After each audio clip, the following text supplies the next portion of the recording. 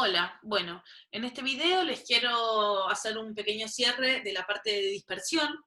Partimos de donde dejamos el video anterior, que veníamos viendo las medidas de tendencia central, que eran la media, la mediana y la moda. Fíjense que acá lo que teníamos eran edades que estaban graficadas en un eje horizontal y que nos marcaban cuál era la mediana, la moda, ¿sí? Ahora, ¿qué pasa? Tendríamos un caso extremo donde todas las edades pueden estar metidas acá, todas las personas pueden tener 29, y eso sería un caso donde mis datos no están dispersos en absoluto, no están desparramados en absoluto, son todos iguales. Y acá tenemos un caso un poco más real, donde tenemos personas de distinta edad que van de los 23 a los 39 años, ¿sí? En este caso el rango es de 16, ahora vamos a ver, ya estuvieron viendo en los videos y en las actividades, qué es el desvío estándar y qué es el coeficiente de variación, pero no me quiero meter en esto ahora, sino lo que quiero mostrarles sería un caso más extremo donde mis datos están más desparramados. Fíjense que el valor promedio sigue siendo el mismo, 29,9, pero que ahora la persona más joven tiene 18 y la persona más grande tiene 42, ¿sí? Entonces, en este caso, fíjense que mi rango de edades se amplió. Ahora, entre 18 y 42 años, tengo 24 años de edades que se están desparramando por ahí, ¿sí? Y eso es lo que y ese es el sentido de las medidas de tendencia central. La dispersión va a ser el parámetro estadístico que nos indique cuán alejados están los valores del valor promedio. Por eso, toda medida de tendencia central está bueno que venga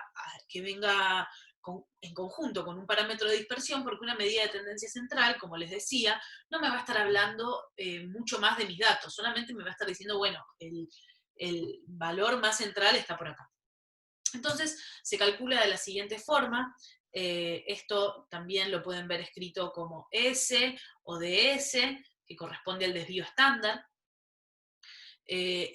o el desvío típico también se dice. Y fíjense que ahora lo vamos a ver en la siguiente diapo, pero lo que tenemos acá es una ecuación que parece un choclo, pero lo que tenemos es, a cada valor le resto el valor promedio. A eso lo elevo al cuadrado. ¿Por qué? Porque este valor, esto que me queda acá adentro puede llegar a ser negativo. Al elevarlo al cuadrado hago que todo sea positivo y voy sumando cada uno de mis valores de mi conjunto de datos. A eso lo divido por la cantidad total de alumnos y le hago la raíz cuadrada. Lo vamos a ver en este ejemplo que va a ser un poco más claro. Tenemos un ejemplo que ya lo tienen en el libro, lo pueden chusmear, donde nos cuentan que quieren probar un producto que se llama AgroEx y lo comparan con agua para ver el crecimiento de las plantas. Fíjense que acá tenemos las alturas de a cuánto crecieron las plantas, nos dan las medidas de tendencia central, la media, la mediana y la moda. Fíjense que el valor promedio de crecimiento del agua es 83,2, que es menor al valor promedio del AgroEx, que es 96,8. Pero tenemos que ver qué pasa con estos valores, si son muy dispersos o no, porque podría ser que el AgroEx tenga, ahora, bueno, les voy a mostrar esto que hice acá, que es un poco como lo de las edades, pero lo grafiqué para verlo visualmente. Acá tenemos graficados los datos del agua, en el eje horizontal tenemos las alturas de las plantas, y acá tenemos graficados los datos el crecimiento de las plantas con AgroEx. Podríamos tener un caso extremo, que les voy a inventar acá, voy a poner puntitos, donde quizás mi valor promedio esté por acá, por ejemplo, cerca de 93, y yo diga, qué bueno, me crece re bien esta planta, pero fíjense cuán dispersos estarían estos datos, ¿sí? Entonces, entendiendo la dispersión, también podemos entender cuán eficiente o no, en este caso, es el tratamiento de un fertilizante para una planta. En ambos casos, fíjense que tenemos que los rangos son iguales, ¿no? Es decir, la diferencia entre el valor mínimo y el valor máximo es de 4 en ambos casos. Y si calculamos el desvío estándar, que eso lo tienen hecho el cálculo en el texto donde aparece este ejemplo, podemos ver que el desvío estándar es igual. Entonces, bueno, de repente podemos decir, ah, buenísimo, yo sé que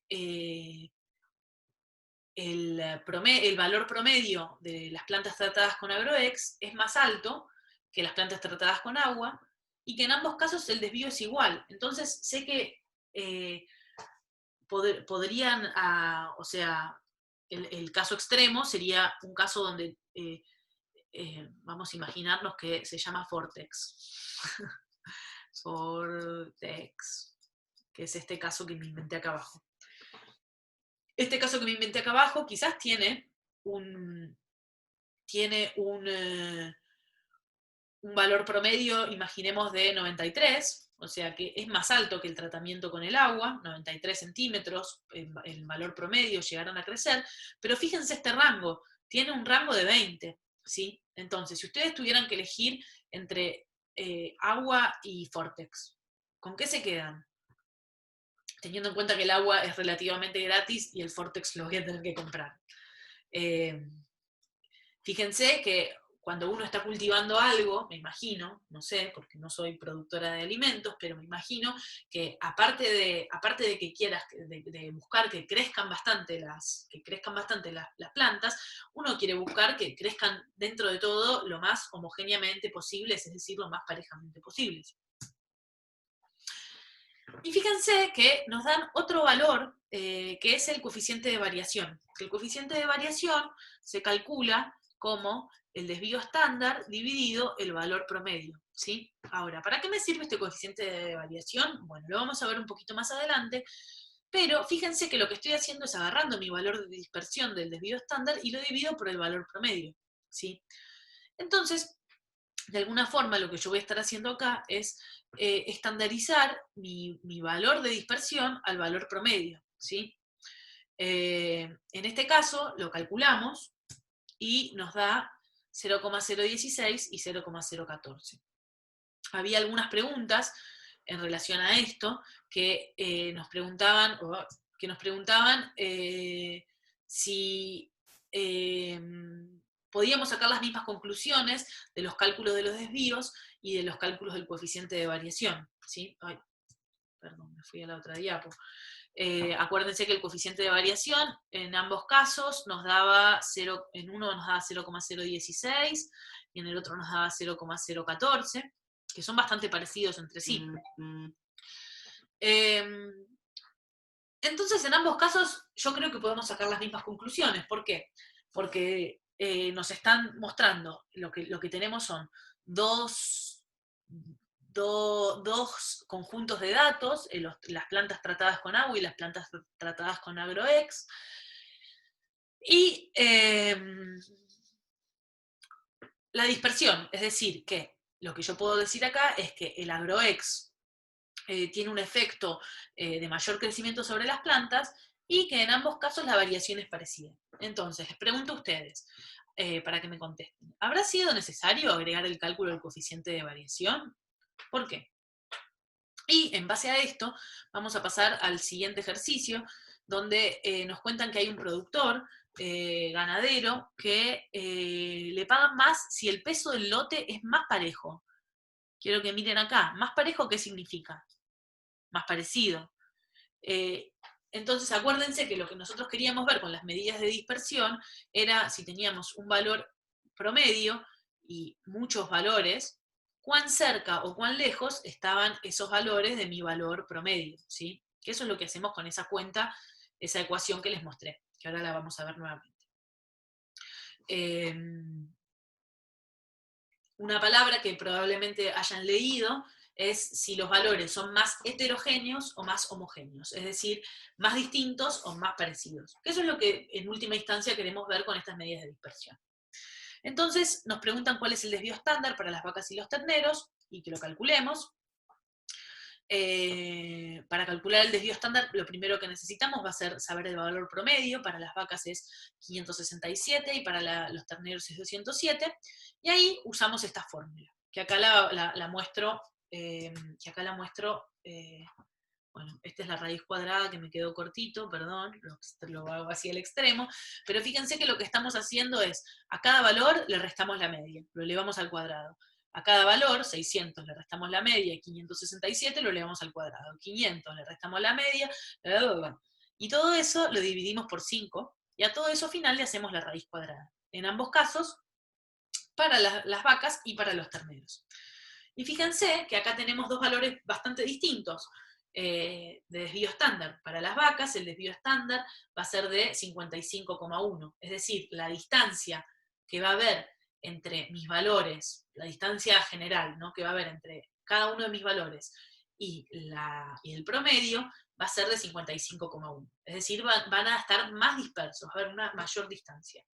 Mientras que con las vacas, y con los terneros, perdón, esta distancia va a ser menor, ¿sí? Entonces, después nos preguntan cuál es el coeficiente de variación para ambas categorías. Y comparando estos dos valores, ¿qué conclusiones podemos obtener? Bueno, entonces, acuérdense, nuevamente, el coeficiente de variación es el desvío estándar dividido el valor promedio, y lo calculamos, acá yo me olvidé de ponerlo, pero en ambos casos era cercano a 1. Ustedes lo pueden calcular, pero van a ver que en ambos casos, si lo hicieron correctamente la cuenta, les va a dar cercano a 1. Entonces, ¿qué pasa? Por un lado, el desvío estándar me está diciendo que hay mayor diferencia entre los pesos de las vacas que los pesos de los terneros. Pero por otro lado, el coeficiente de variación me está diciendo que no. ¿Qué conclusiones puedo sacar de esto? Bueno, las conclusiones que puedo sacar es que ambos valores son la dispersión de los pesos de las vacas es muy parecida a la dispersión de los pesos de los terneros. Entonces, quizás ya les di la respuesta anteriormente, pero la pregunta 3 decía, para decidir si las vacas o los terneros son más parejos en su peso, ¿usaste alguno de estos resultados? ¿Cuáles y por qué? Bueno, ya estuve viendo las respuestas que fueron haciendo, algunos me contaron ya, todavía no respondieron tantos, así que si todavía no hicieron este ejercicio y quieren pensarlo un poco, pongan pausa.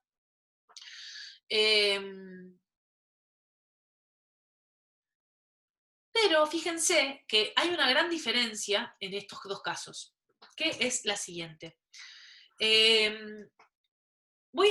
al comparar las vacas con los terneros, estoy comparando dos grupos, dos conjuntos de valores cuyo valor promedio es muy distinto. En un caso, el valor promedio es 567. Y en el otro caso, el valor promedio es 207, ¿sí? Entonces, fíjense que probablemente el desvío estándar va a ser mucho más alto en el caso de las vacas que en el caso de los terneros.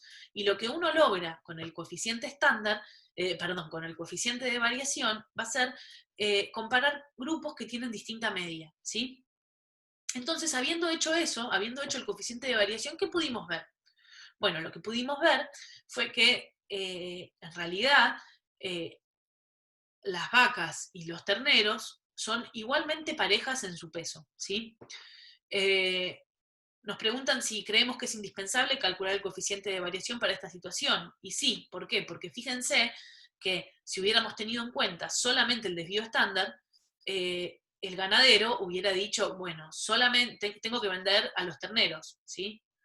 Pero con el coeficiente de variación lo que podemos saber es que es indistinto a nivel de cuán parejo va a ser el lote de animales que venda entre terneros y vacas, ¿sí? O sea que va a poder vender satisfactoriamente ambos animales. Entonces, acá volvemos un poco a lo mismo, pero ¿en qué casos es útil calcular el coeficiente de variación, además del desvío estándar? Bueno, esto se lo dejo si quieren ustedes para los que no lo relataron muy bien, pero creo que les vengo diciendo la respuesta. ¿Y en qué casos esto no es necesario? Bueno, ¿en qué casos esto no es necesario? Por ejemplo, es en el caso donde los valores promedios son muy parecidos, por ejemplo, como en el caso que vimos de AgroEx, ¿sí? Por último, les quiero dejar este poema, que a menor coeficiente de variación, los datos de una muestra o población serán más homogéneos o parejos. Y a mayor coeficiente de variación, los datos serán menos homogéneos o menos parejos. ¿Qué significa esto? Que más homogéneos es más parecido, más heterogéneos es más distinto, menos homogéneos es más distinto, menos heterogéneos es más parecido, ¿sí? Paren, saben que me doy cuenta que les acabo de decir un valor mal, acá mismo me estoy dando cuenta. En el caso del coeficiente de variación de las vacas, se los di mal. Les dije que era cercano a 1, pero no, es cercano a 0,1, ¿sí? Perdón, porque 0,1, ¿sí? También lo podemos pensar al coeficiente de variación como un porcentaje de variación. En este caso lo que podemos decir es que hay un 10% de variación entre nuestros animales, para ambos casos, ¿sí? Así que acuérdense que les dije mal, vuelvo atrás, el coeficiente de variación en este caso, ¿cómo va a ser cercano a 1 si estoy haciendo esta división? Es cercano a 0,1. Ojalá que no los haya mareado, pero eso es lo que pasa. Bueno, nos seguimos leyendo esta semana, espero que les haya ayudado, cualquier cosa me cuentan. Abrazos.